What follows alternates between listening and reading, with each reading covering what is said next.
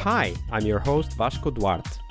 Welcome to the Scrum Master Toolbox podcast, where we share tips and tricks from Scrum Masters around the world.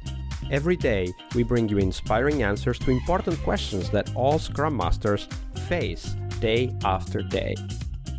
Hello everybody, welcome to our Scrum Master Toolbox podcast, and this week we have with us for the whole week Mher Nalbandyan. Hey Mher, welcome. Hey Vasco, thank you for the invitation. Yeah, I'm nice to see you here. Absolutely, it's great to have you as a guest. So Mher works at Mbition in Berlin, where they're working on what he calls the next generation information systems for Mercedes-Benz. So interesting job, I'm sure, with lots of Scrum teams. Maybe we'll find out soon. And the first question I have for you, Mher, is to tell us a little bit more about yourself and how did you end up becoming a Scrum Master? Yeah, thanks for the question. First of all, to be honest, it's a very interesting story, let's say. A few years ago, when I met one guy with whom we used to work together, during one of our talks, he mentioned that he was participating in the training where he was researching Agile, Scrum, this kind of frameworks, I used to hear about it, but at the same time, I didn't know more about it. I don't have a deep knowledge about it. And so during that period of my life, I was looking at a new challenge for me. It seemed me so interesting. And yeah, I asked him to share the trainer's contact with me. His coach, by the way, one of the famous Agile coaches in my home country, in Armenia, the coach name is Anna Zakarian. And so then I dropped a message via the LinkedIn, and a few weeks later, start participating in the training. And meantime, I would like to mention that the person who opened a door to this interesting world for me now is one of my best friends, and I call him Sensei. Oh, Sensei, nice! Because it's so interesting. Because you know why? Because he spotted me in very beginning period, and I will never forget about it. And so back into the main role of the Scrum Master, the interesting fact is that from the beginning, I was feeling that this role for me, this role, let's say, in Scrum. Why? Many people are asking me why. And my answer is following. Because let's say there are some reasons for that. First of all, let me start from that point that I'm a person who really likes to support others, no matter if it is in a job place or it is in a private life. So, in my opinion, Scrum Master should have this character for being ready to help in any case, Second reason, which I would like to highlight, is that I really like to share my knowledge with others, train them, coach them, also coach the teams, why not? That's why my further goal is become one of the strongest coaches in the world. Yeah, it's a kidding, but anyway, yeah. Well, Yeah, I mean, it's important to have the desire and the goal, right? Like, it's not going to happen without it. Of course. That's why now I'm practicing all day. I'm learning all day, and I guess that if you are reading, you are learning more, and when you are starting using that in practice, you are becoming more stronger. Let's say, and to say shortly, I just like to make people happy and motivated.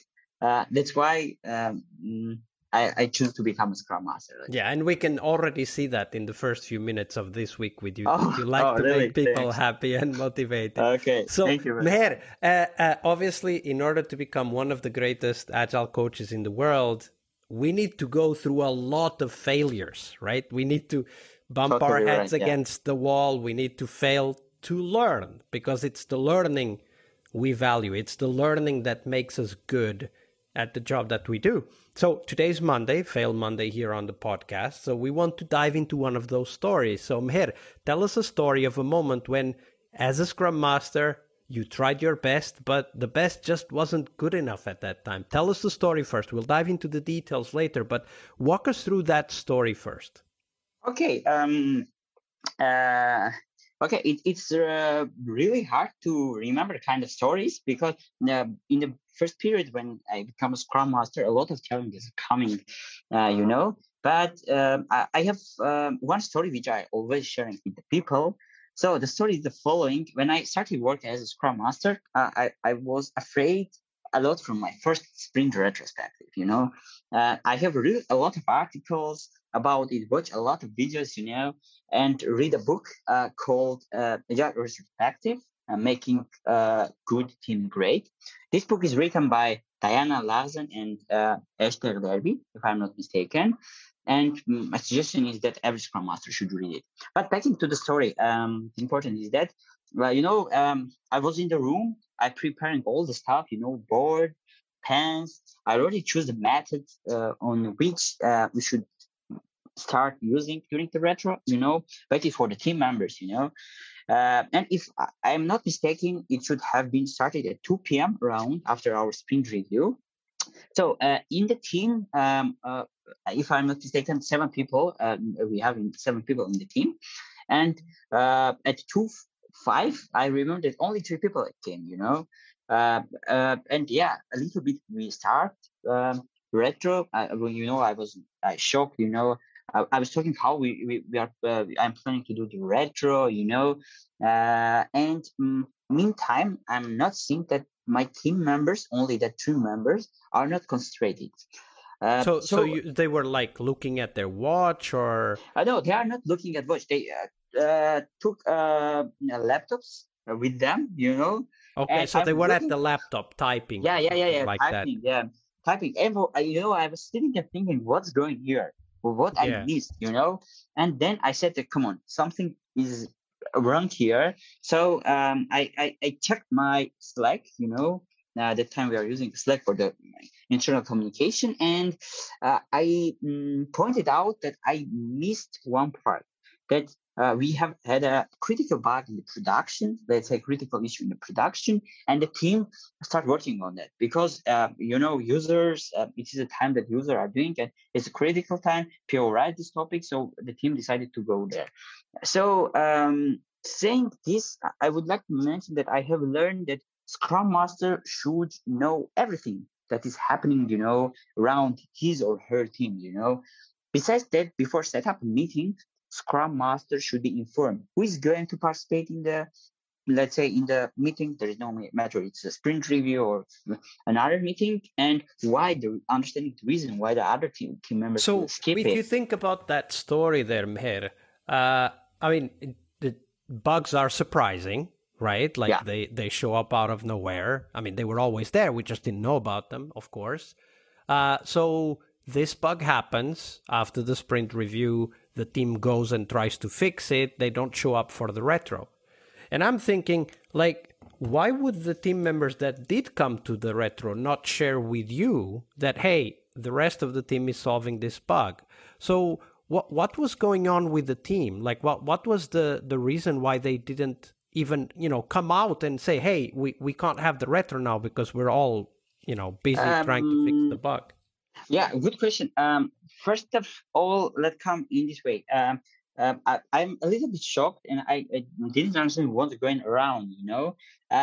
Yeah, I remember that the team members who came there, they are juniors, and they are new joint team members. If I'm not mistaken, one is intern in the team, and they are also don't understand what's going there. So they are in the room. The people who are not so well informed about the product, about the processes, how the staff are working, because we have a break between the sprint review and sprint retro, and the team decided that they should use that time for trying to fix that bug, And I don't know, maybe they also skipped that and miscommunication between the team, but this is a good point for me to learn that no matter that we should always know what others are doing. There is no matter you are junior, you are a new joint team member, etc. Yeah, but exactly. Because the juniors in the room were also confused, I'm sure, right? Like, yes, of course. Why aren't the others here, right? Like, why is Mher going on with the retrospective and nobody else is here? So maybe one of the things, so you learned for sure, and it's good to reiterate that the Scrum Master should know what's going on, and of course, that means that probably there was a reason why you didn't know. And as you look back, and you look at your role as the Scrum Master and what was going on, what do you think you learned that you need to change so that you can know what's going on? Like, what were the things that you changed in your approach to the role to avoid this from happening again? So if you are looking at the current team that I give an example, I did some small changes, communication, creating the channels, because the mismatching of information, let's say, is coming from, we don't have a dedicated channel that every team was there, POs, Scrum Masters, let's say PO, Scrum Master, and other team members. For example, let's say team lead text to the other senior developers, and then just inform someone or didn't inform.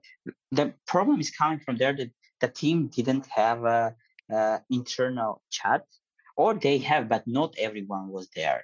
I mean, not the juniors. Then I can assume that I was also there. But okay, the solution is that we just create an internal, let's say internal chat that everyone from the team, the PO, Scrum Master, and other 6 developers was there. Yeah, exactly. So, and starting, my point is that starting from this moment, if we have this critical issue and there's no matter this kind of topic, if you are skipping the meetings, just ping in the channel and saying, okay, guys, I'm going to skip because I have a overlap meeting, or I have another appointment. Yeah.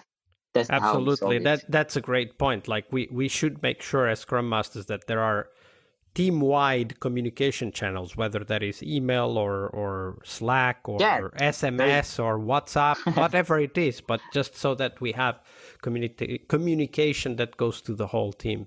A great story and a great tip. Thank you for sharing that, Mher. Thank you. Thank you very much for the question. Monday is about what we learn from our obstacles and our failures. But tomorrow is Team Tuesday here on the Scrum Master Toolbox podcast. We explore teams and their journeys, the habits they develop that threaten their performance, how each of our guests helped their teams evolve, and the one key lesson they learned from that experience. We really hope you liked our show. And if you did, why not rate this podcast on Stitcher or iTunes? Share this podcast and let other Scrum Masters know about this valuable resource for their work. Remember that sharing is caring.